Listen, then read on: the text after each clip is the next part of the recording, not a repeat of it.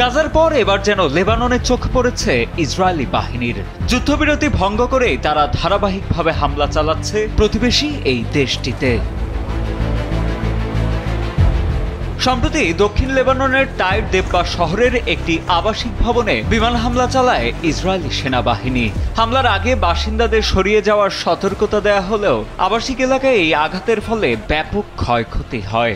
Video ফুটেজে দেখা যায় কিভাবে বিকট শব্দে ভবনটিতে ক্ষেপণাস্ত্র আঘাত হানছে এবং সাথে সাথেই ধোঁয়া ও ধুলোয় ছেয়ে যাচ্ছে চারপাশ। স্থানীয় সংবাদ মাধ্যমগুলোর প্রতিবেদন অনুযায়ী এই হামলায় কমপক্ষে একজন ব্যক্তি আহত হয়েছেন।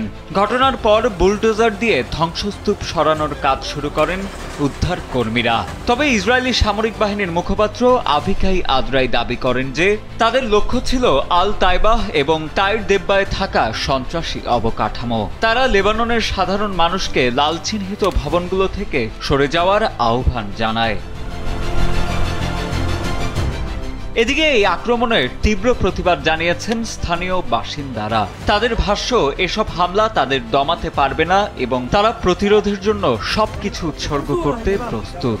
লেবাননের প্রেসিডেন্ট জোসেফ আউন এই হামলাকে আন্তর্জাতিক মানবাধিকার আইনের অধীনে একটি পূর্ণাঙ্গ অপরাধ বলে নিন্দা প্রকাশ করেন। তার অভিযোগ, ইসরায়েল ক্রমাগত লেবাননের সার্বভৌমত্ব এবং জাতিসংঘ নিরাপত্তা পরিষদের প্রস্তাব লঙ্ঘন করে চলেছে। আমরা সবকিছু উৎসর্গ করেছি, এই হামলা আমাদের দমাতে পারবে না। সবচেয়ে গুরুত্বপূর্ণ বিষয় হলো এই হামলায় কোনো হতাহতের ঘটনা ঘটেনি এবং কেউ আঘাত পায়নি। আমরা প্রতিরোধের জন্য আমাদের জীবন ও সম্পদ উৎসর্গ করতে প্রস্তুত। উল্লেখ্য, 2024 সালের 27 নভেম্বর হিজবুল্লাহর সাথে যুদ্ধবিরতি কার্যকর হওয়ার পরেও লেবাননের ভূখণ্ডে এটি ইসরায়েলি হামলার ধারাবাহিকতার একটি অংশ। এ ধরনের হামলা মধ্যপ্রাচ্যের পরিস্থিতিকে আরও অস্থিতিশীল করে তুলেছে এবং আলোচনার মাধ্যমে সমাধানের পথ আরও কঠিন করে দিচ্ছে বলে মনে করছেন সমর বিশ্লেষকেরা। সাজিদ আনিল, ডেস্ক রিপোর্ট, সমর আলো।